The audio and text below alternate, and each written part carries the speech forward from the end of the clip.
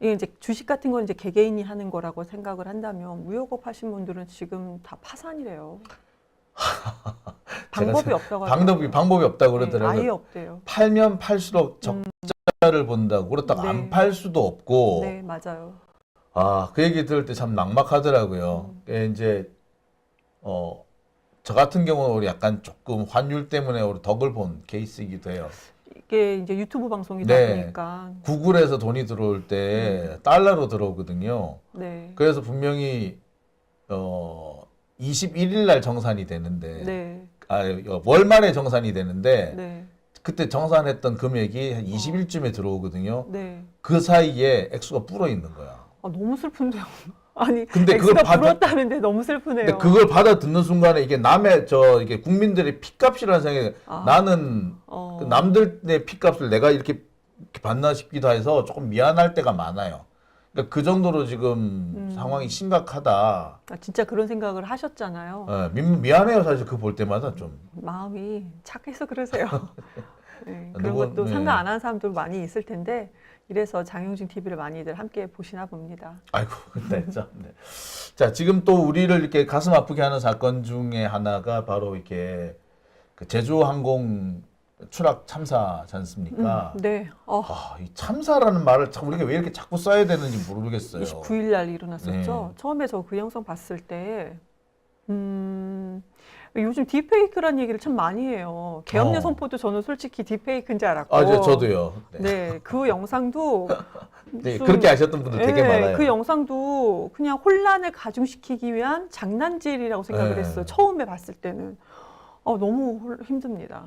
근데 네. 유가족은 지금 마음이 그냥 저는 제3자도 완전 우리들은 많이 떨어져 있는 제3자인데도 이렇게 심란하고 혼란스러운데 유가족들 지금 심정이 어떨지 상상도 할 수 없습니다. 이 참사가 났을 때 제일 문제가 되는 게 이 행정기관이나 그 구조 담당을 하는 기관들이 제 역할을 못한다라는 할 때거든요. 네. 근데 정말 간단한 걸 제대로 대응을 못 해가지고 음.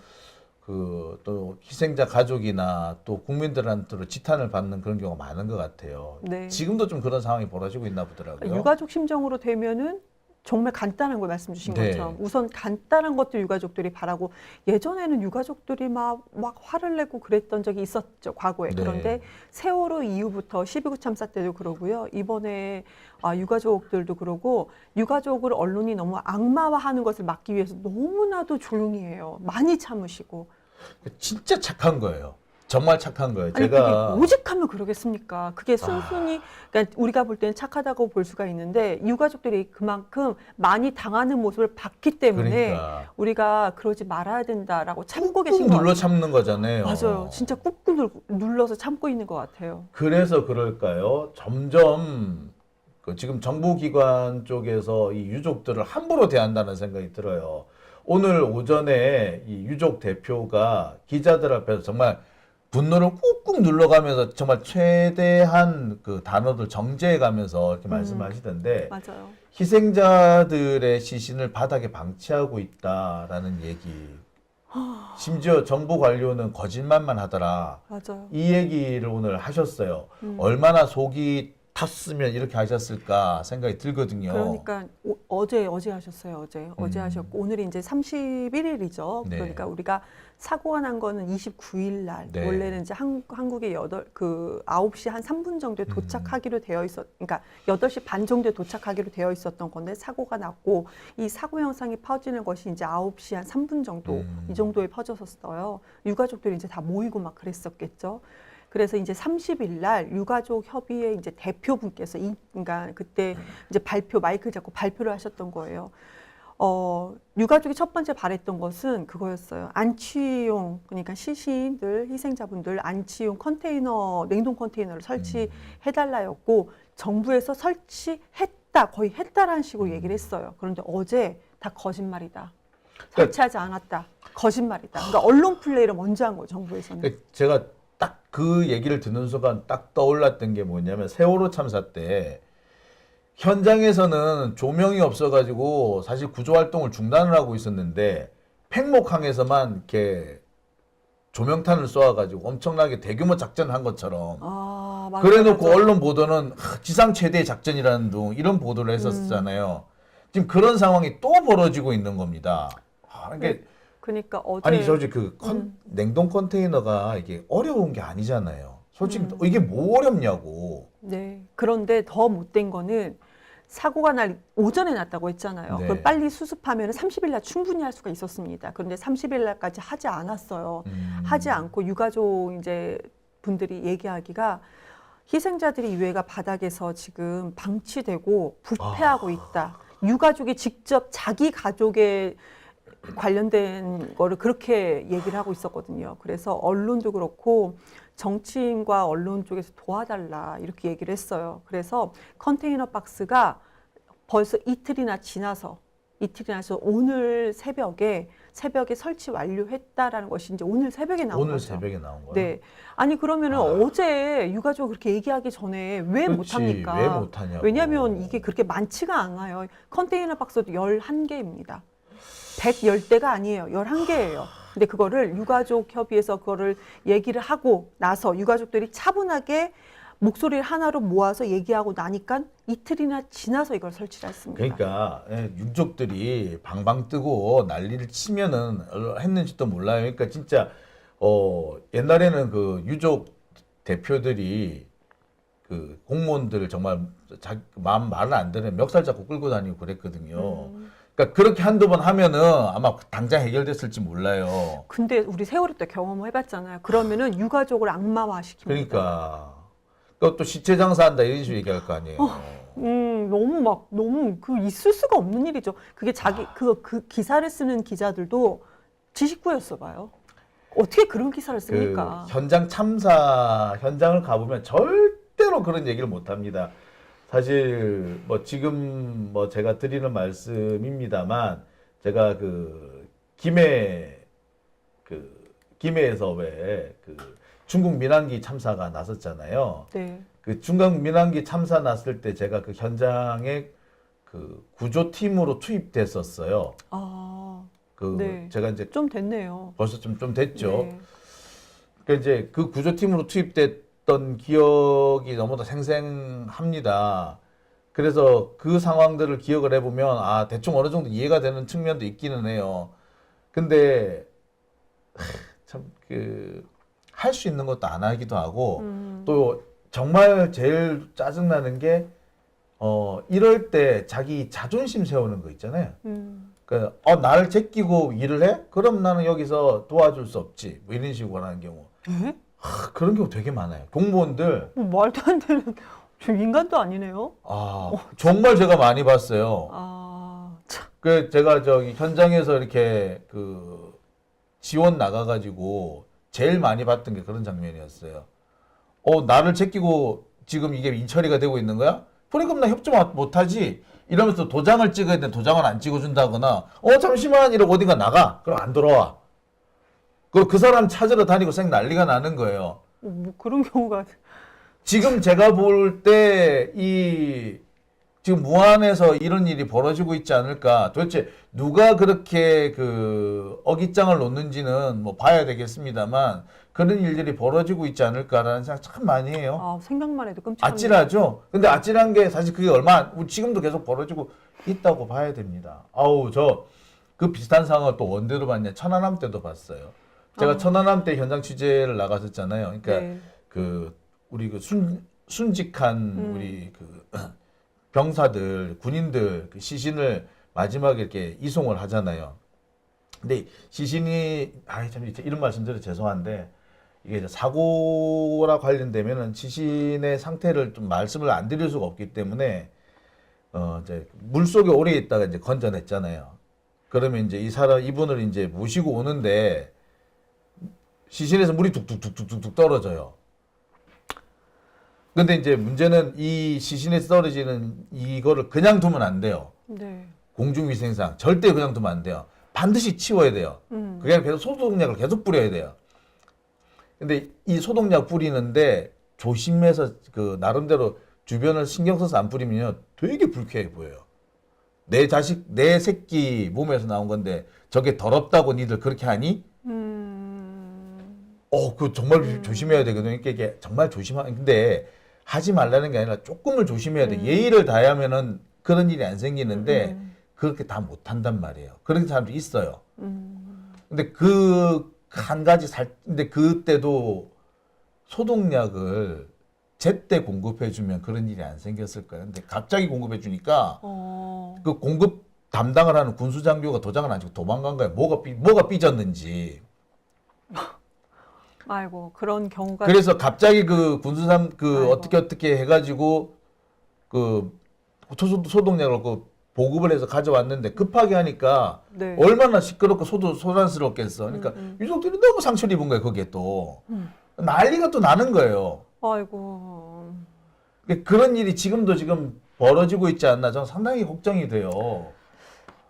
안 벌어져야죠. 지금 2024년도 대통령이란 직에 있었던 사람은 정말로 엉망진창이지만 그래도 지금은 안 그래야죠. 네, 그리고 지금 하신 것 중에 유족 대표가 이렇게 시신용 냉동 컨테이너를 설치해 달라고 그랬는데 그거를 하루 이상 미적됐다라는 거. 이틀이죠. 이틀. 네. 그것도 저렇게 유족 대표가 이거를 언론에 얘기를 하고 언론 보도가 되고 나니까 오늘에서야 이틀이 지난 오늘에서야 그것도 겨우 11대예요. 11대를 오늘에서야 설치를 했다라고 또 부랴부랴 또 그 기사화 또 했더라고요. 아침에 보니까. 그러니까 이들은 지금 기사화하는 게 중요할 뿐이지 그러니까 솔직히 도움이 안 되는 거예요. 어떨 때 보면. 그 현장에 가면은 뭔가 도움을 줘야 되는데 저기 권성동 씨는 가가지고 울고만 오고 도움이 안 됐다고 권성동 씨 같은 그러더라고요. 경우도 유족 대표 한 얘기가 유족 대표가 이제 30일 날 얘기를 했다고 했잖아요. 국민의힘만 안 왔다. 다 왔는데 국민의힘만 안 왔다를 어제 얘기했어요. 어제 오전에 얘기했어요. 그게 또 기사가 되니까 권성동은 29일 날 이재명 대표는 나자마자 유족 대표 유가족을 만나러 바로 갔어요. 현장에. 바로 맞아요. 갔죠. 무한 네. 현장으로 바로 달려갔죠. 근데 권성동은 그때 당시에 무한 현장 가지 않았어요. 서울청사 중대본에서 마치 자기가 무슨 뭐 행안부 장관이나 대통령 자기가 대통령 된 것처럼. 네. 네. 그러니까 그 사고가 일어나는데 자기가 아니 행정부 소속에는 할 일을 하는 사람들이 다 있습니다. 다 있어요. 그런데 지금 본인은 그 입법부의 이제 당 대표 역할을 하고 있는 거잖아요. 거기에 자기가 지가 본인이 왜 뭐라고. 갑니까? 그리고 나서 유족 대표가 그런 식으로 어제 오전에 그런 보도가 나오고 나니까 오후에 하루 지나서 오후에 갔어요. 오후에 가서 질질 짜고 우는 신용을 또 한 거예요. 제일 화가 났던 게 이 우는 사진 나온 거 보고 제가 제일 화가 난 게 그냥 쩍 보기에도 이 사람 이거 쇼한다라는 느낌이 들 그런 느낌 정도잖아요. 들었죠. 아이 너무 티가 나잖아 보세요. 이것도. 본인이 본인의 슬픔을 언론에 보이기 위해서 막 질질 우는 모습은 정말 언론에 보여주기 위한 거예요. 저 위치는 유가족을 달래기 위해서 그리고 본인이 입법부지만 입법부에 이제 민주당 이재명 대표가 이제 야당 대표로서 가서 이제 뭘 한 것처럼 유가족을 해서 무언가 할 수 있는 역할. 아니 그래도 국회의원식이나 내가 뽑아줬고 당대표 역할까지 하면 그것도 여당 대표 역할을 하면은 본인 입장에서 할 수 있는 일이 분명히 충분히 있습니다. 근데 본인 슬픔을 더 크게 부각시키는 저 모습에 와 정말 박근혜가 그랬잖아요. 박근혜가 거기 가가지고 맨날 울고 뭐 눈물 흘리고 거기다가 그걸 또 윤석열이 그대로 따라했잖아요. 그게 뭐 엄청나게 아니 근데 그냥 우는지 정말 국민들을 공감을 해서 우는지는 사람들 누구나 느껴요. 유가족 슬픔보다 본인 슬픔이 더 큽니까? 유가족을 달래는 것보다 막 자기 슬픔 보이느라고 지금 그런 모습 좀 그랬고 저는 솔직히 그 순간에 딱 봤을 때 뭐 다른 사람들도 있겠지만 예전에 제가 개인적으로 충격받은 것은 그 장애 아동을 온몸을 다 벗겨서 목욕시켰던 조명을 비추고 나경원요? 나경원. 네. 그 핀 조명을 막 세게 비춘 다음에 거기서 그냥 다 나체인 상태에서 아동을 목욕시켰던 그 모습을 보고 야 니네 당은 정말로 없어져야 되는 당이구나. 나경원 의원 같은 경우 본인 딸도 장애가 있잖아요. 근데 본인 딸이 그렇게 대우를 받으면 하기사 근데 간혹 어떻게 보면 나경원 의원 같은 경우는 장애인을 이용한다라는 느낌을 좀 많이 들어요. 그 나경원 의원 딸이 실제로 좀 장애가 조금 있죠. 근데 그 딸을 선거운동에 맞아요. 동원했더라니까. 맞아요. 많이 그리고 좀 덕을 봤죠. 그렇죠. 덕을 봤죠. 내가 네. 보면서 참 저라면 안 되는데 엄마가 어떻게 저럴까 라는 생각을 했어요. 예. 근데 나경원 의원은 참 가족들을 잘 이용해 먹는 것 같아요. 권성동도 비슷해요. 지금 보면은 가서 실질적으로 오는 것도 제가 그 유가족이 이제 그 시신 안치용 컨테이너 냉동 컨테이너 설치해달라고 했을 때 그때 했던 얘기가 뭐였냐면 또 야생 동물들한테 유해가 그러니까 그 시신이 유실되지 않도록 수습해달라고 했거든요. 그러면 어떤 식으로 방치되어 있었구나라는 게 좀 상상이 되는 거예요. 근데 그렇게 야생 동물한테 유실되지 않도록 빨리 안치용 컨테이너 설치를 해달라고 해서 이틀이나 지나서 설치를 해준 거예요. 그래서 저는 정말 이해가 안 가. 이해가 안 가는 게 정말 이해가 안 가는 게 사실 그 제가 아까 김해 그 신어산에서 그 중국 민항기 추락 사고 났을 때 그 현장에 투입된 구조 지원 부대였다라고 했잖아요.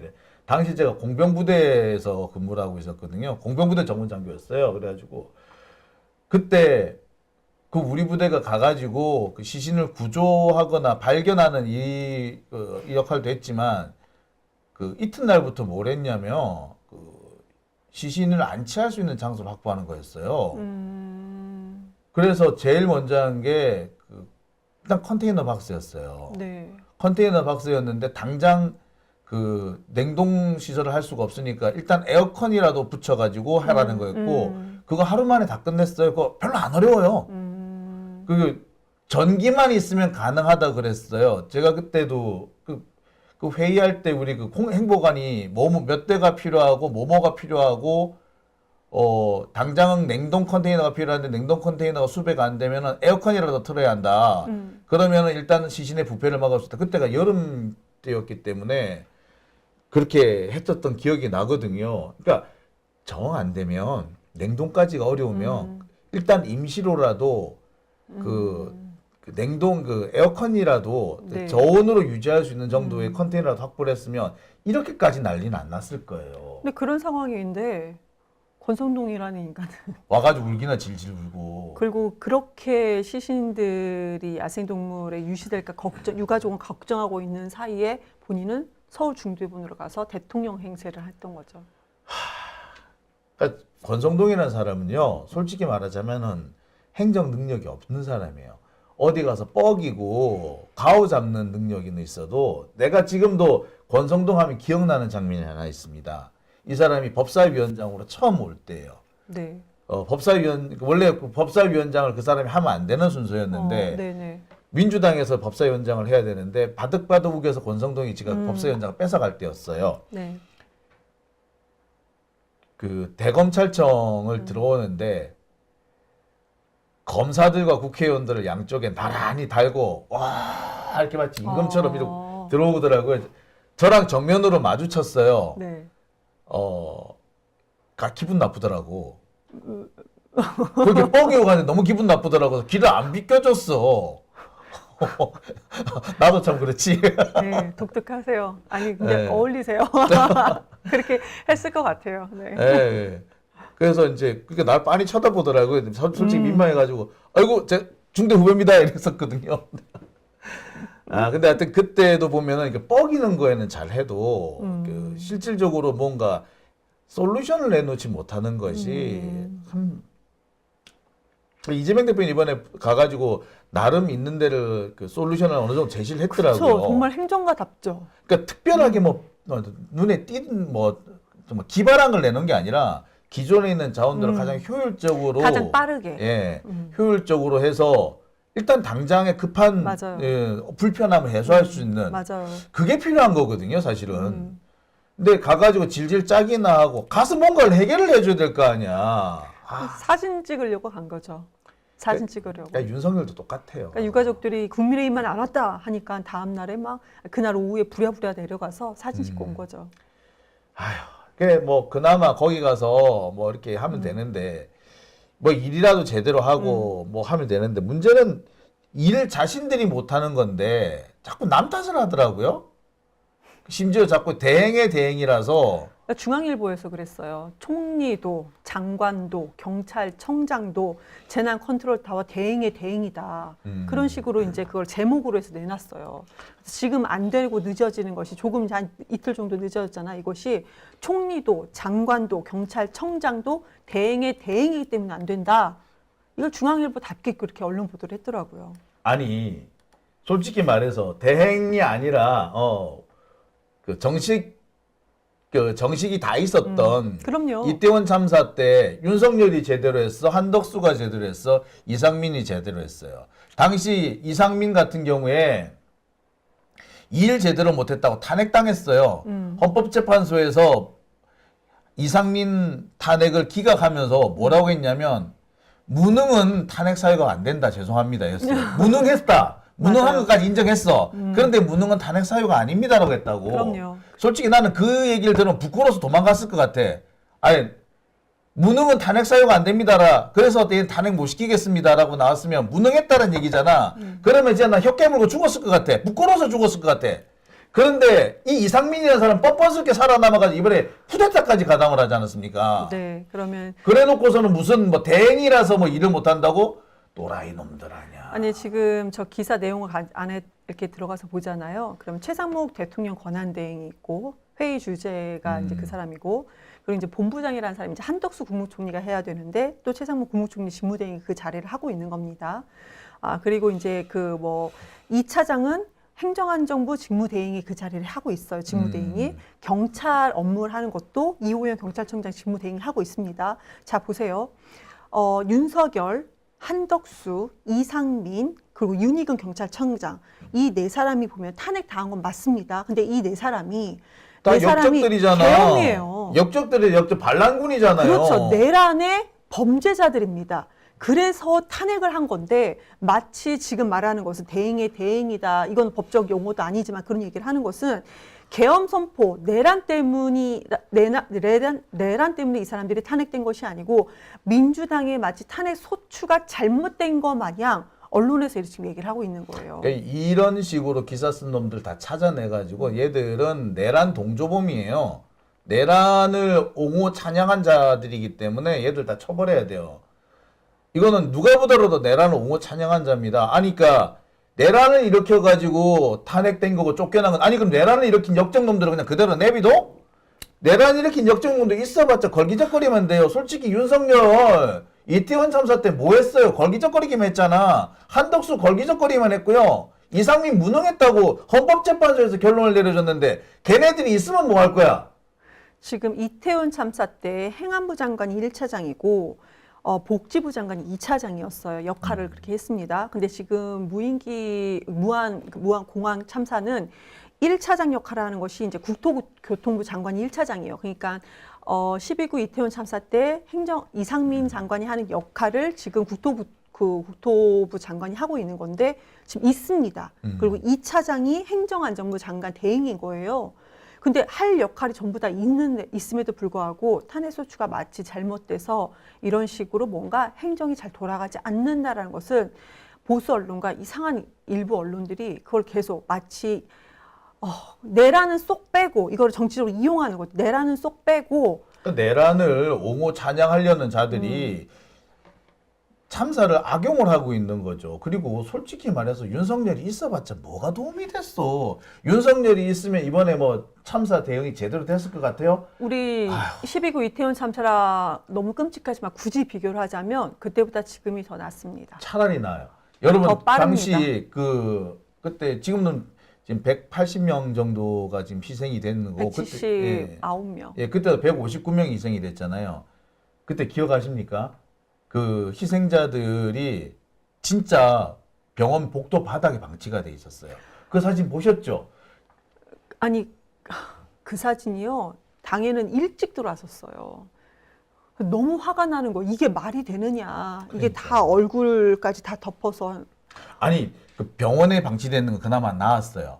실제로 그 시신이 2시간 가까이 길바닥에 있었어요. 시신을 어디로 옮겨 가야 되는지를 모르는 거야. 소방관들이 그렇게 여기저기 전화해가지고 어디로 데리고 가면 됩니까? 어디로 모시면 됩니까? 하는데 아무도 답을 주는 사람이 없어가지고 맞아요.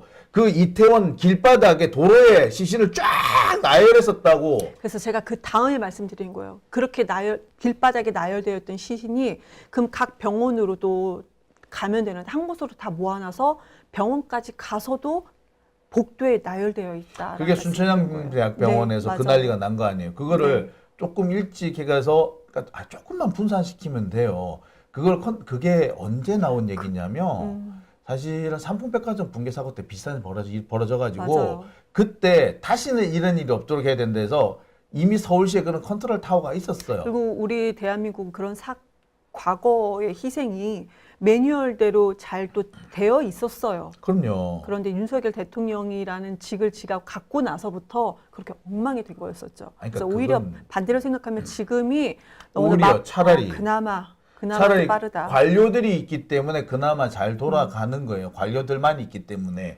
윤석열 같은 사람은 공부를 안 해요. 윤석민이나 이상민 같은 사람은 옛날에 지 공부 잘했다고 지금까지 뭐 내가 뭐 쓱 보면 다 알지 뭐 이런 식의 태도인 거야. 근데 쓱 보고 재난 대응은 그렇게 되는 게 아니거든요. 매뉴얼만 봐도 돼요. 매뉴얼만이라도 보고 그냥 아니, 했으면 좋겠어. 근데 매뉴얼을 쓱 보면 안 되지. 꼼꼼히 봐야 되죠. 그것도 안 본 것 그러니까 같아요. 안 본 거면 문제인 거 아니에요. 그런데 그런 놈이 있으면 뭐해? 그런 놈이 없다고 해가 지금 문제가 된다고요? 어디서 거짓말이야.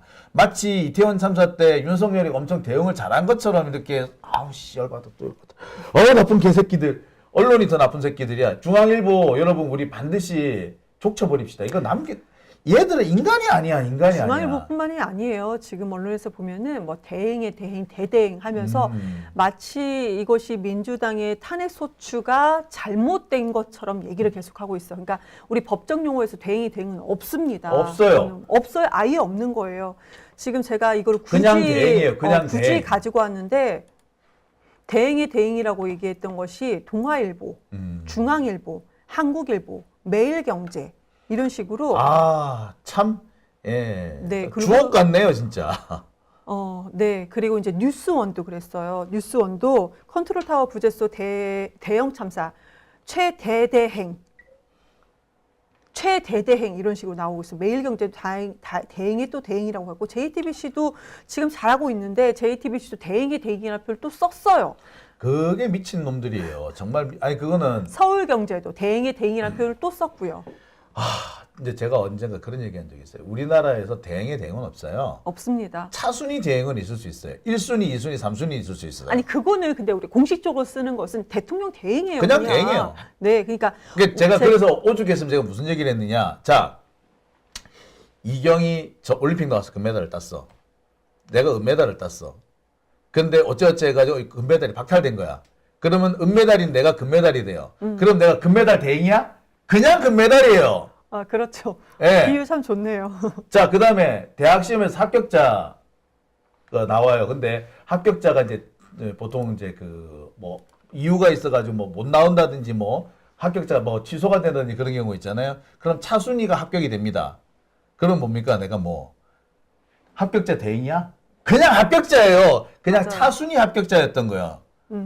굳이 쓰려면 차순위 대행이라고 하는 게 맞고 그냥 합격자거나 대행이에요, 그냥. 그냥 합격자예요. 그냥 차순위 합격자 합격자가 그러지. 뭐예요? 그러니까 여기서 차순위 합격자라고 부르면 되게 그 사람을 얕잡아 보는 게 또 되잖아요. 그런 용어가 없어요. 그러니까 없습니다. 그런데 뭐 대행의 대행이야. 진짜 못된 거예요, 이거는. 근데 야비한 짓이야. 이거를 그러니까 언론에서는 이렇게 맞아요. 야비하게 이렇게 악용을 하고 있어요. 그러니까 뭐 JTBC 같은 경우도 지금 보도를 잘하고 있지만 그럼에도 불구하고 대행의 대행, 대대행이라는 표현을 썼던 것처럼 서울경제도 마찬가지예요.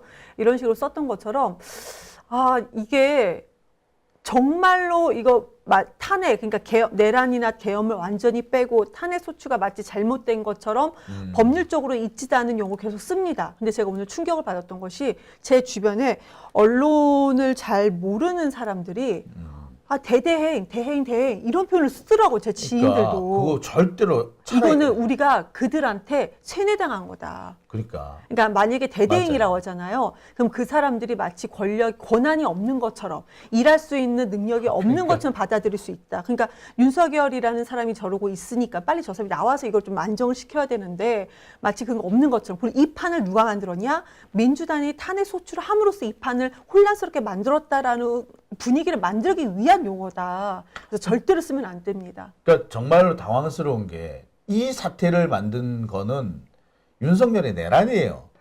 근데 내란죄를 저지른 놈을 그 쏙 빼버리고 탄핵한 거 가지고 뭐라 그런다?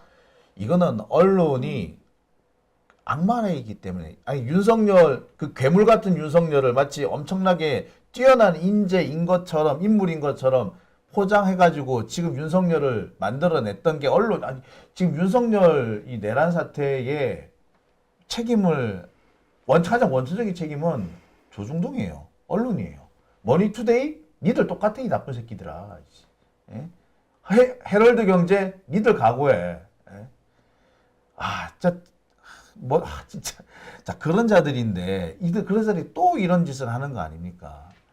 아주 나쁜 언론들이 많죠. 그러니까 지금 대통령 자리, 국무총리 자리, 행안부 장관의 자리, 경찰청장의 자리, 이 사람들이 내란에 제 말씀 아까도 드렸지만 내란에 가담했던 범죄자들의 자리입니다. 그렇죠. 그런데 이 자리에 공석이 있고 대행이 함으로써 마치 뭐가 안 되는 것처럼 이 판을 민주당이 만든 것처럼 참 악의적이고 못됐다라는 말씀 다시 안 드릴 수가 없습니다. 그리고 헌법 좀 얘기 좀 해주세요. 네, 71조예요. 대통령이 권위되거나 사고로 직무를 수행할 수 없을 때는 국무총리 그리고 법률이 정한 국무위원회 순서로 그 권한을 대행한다.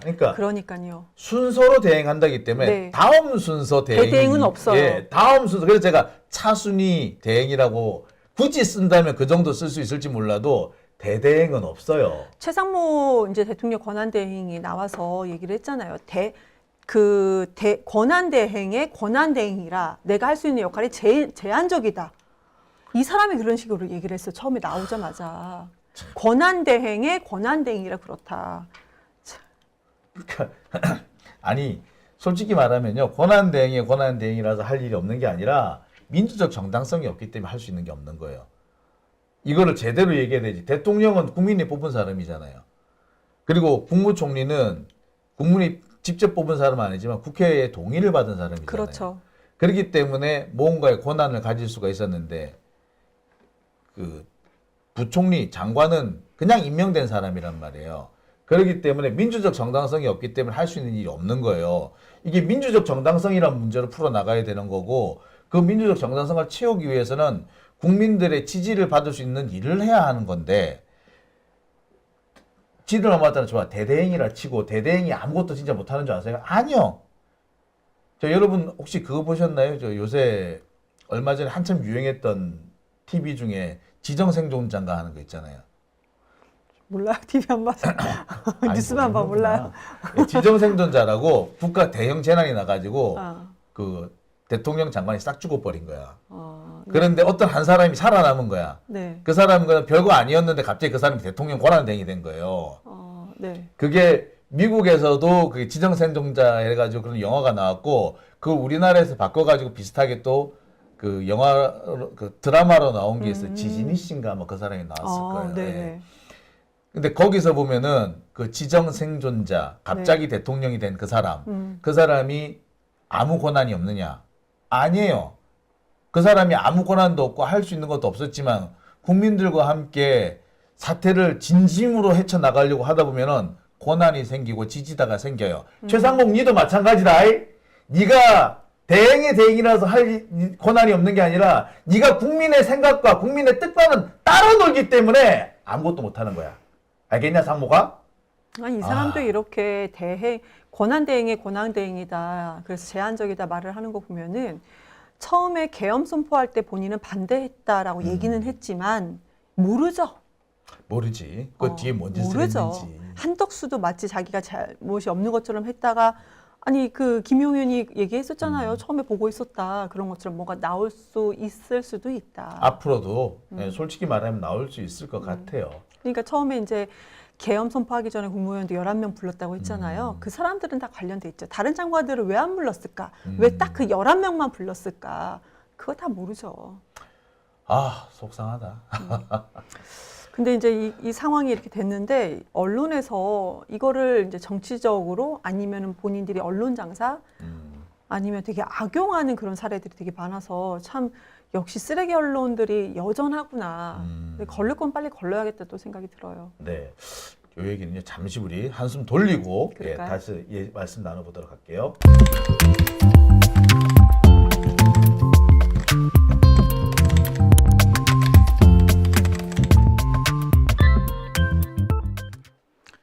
네, 오밤중에 뉴스 함께하고 계십니다. 지정생존자 얘기를 하니까 많은 분들이 반갑게 아는 척 해주셨어요. 지진이 주연, 네, 맞습니다. 그 지정생존자, 그게 지금 우리 상황과 딱 맞아떨어지는 그런 상황이 아닐까 싶어요. 예. 지금 보시는 이 이경 대변인과의 이 인터뷰는요, 오늘 오후에 녹화가 됐습니다. 그러니까 최상목이 이 거부권 행사하기 직전에 된 거예요. 그래서 아직까지 이 최상목이 거부권 행사한 것을 모르고 있을 때였습니다. 그것을 좀 감안하고 봐주시기 바랍니다. 그래서 뭐 제가 뭐 특별하게 다르게 얘기할 거는 없고요. 여러분 잘 아시겠습니다만 지정생존자 그 미드 또는 뭐 우리나라 그 드라마에서도 봤듯이 국민들의 뜻, 시민들의 뜻을 따르면 그것이 바로 지지와 이어지고 그렇게 되면 권한 대행이 아니라 뭐 그보다도 더 약한 것이었다고 하더라도 국민들의 민주적 정당성을 얻는 겁니다. 예. 최상목 같이 이렇게 눈치 살살 보면서 이도 아니고 저도 아니고 중간쯤에 눌러 앉겠다. 뭐 그런 식의 태도를 보인다면 글쎄 국민의 지지는커녕 지금 이 최상목을 그 자리에 올린 사람들로부터도 외면을 받게 될 겁니다. 그렇죠? 자, 호킨스 TV님 3분 후에 2025년이에요 라고 하셨습니다. 그새 58분이 됐어요. 58분이니까 지금 다 돼가네요. 예, 시계를 한번 자세히 한번 볼까요? 시계를 보면서 지금 올 한 해 2024년이 저물어 가는 것을 좀 확인했으면 합니다. 그러네요. 참 2024년 참 다사다난했죠. 다사다난이라는 말로 이걸 표현을 다 할 수 있을런지 모르겠네요. 예. 지금 시각이 11시 59분입니다. 시간이 정말 예. 그러네요. 예. 지금 시각이 어떻게 되는지 모르겠네요. 예. 참 시계를 이렇게 볼 수 있으면 좋겠는데 지금 시간 볼까요? 11시 59분. 이제 잠시 후가 되면은 12시 결국에 2025년으로 넘어가게 됩니다. 다사다난했던